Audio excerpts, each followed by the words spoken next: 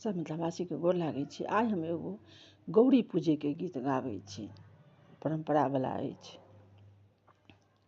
सुंदर सुंदर फूल बिहमलिनिया,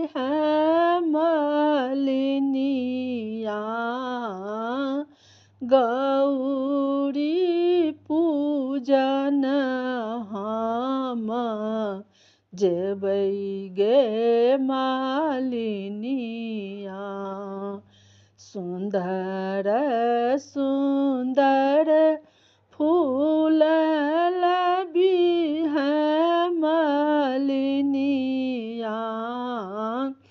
गौरी पूजन हम जेबै गे मालिनिया।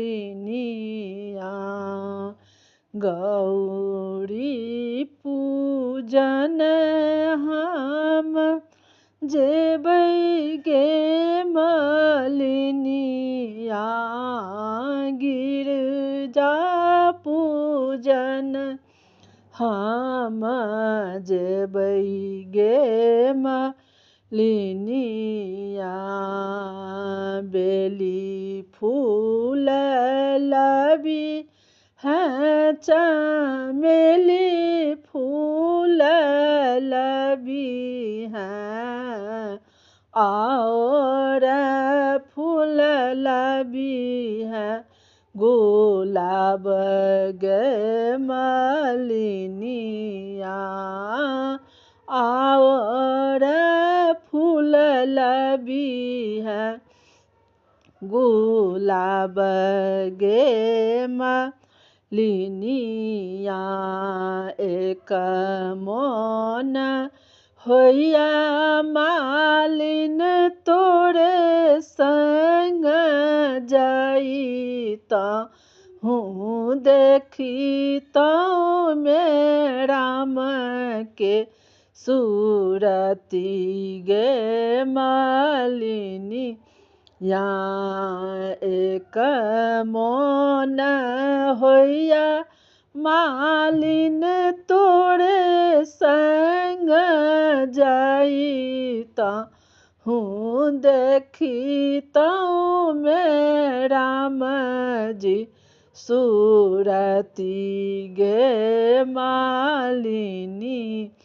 या एक मोन होइया मालिन छुप छुप जाइता हूँ, देखिता में श्री भगवान गे मालिनिया।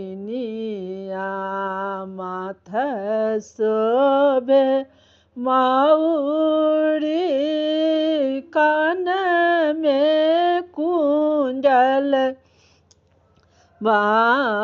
माथ शोभन मौरी, कान में कुंडल,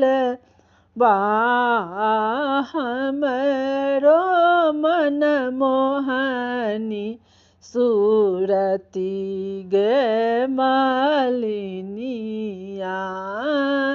हमरो मन मोहनी सूरती गे मालिनिया।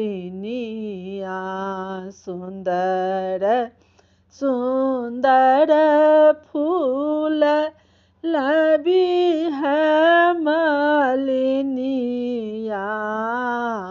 सुंदर सुंदर फूल बिहमलिनिया,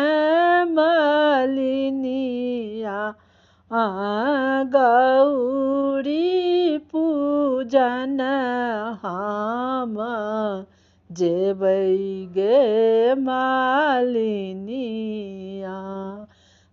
गिरजा पूजन हम जेबै गे मालिनिया। सब मिथिलावासी के हमरा तरफ से बहुत बहुत धन्यवाद। आशा करै छी जे गौरी पूजे के छी नीक लागि जायत हमर भजन कीर्तन चैनलके जरूर सब्सक्राइब लाइक करब। नीक लागत तऽ लिखब कमेंटमे बॉक्समे।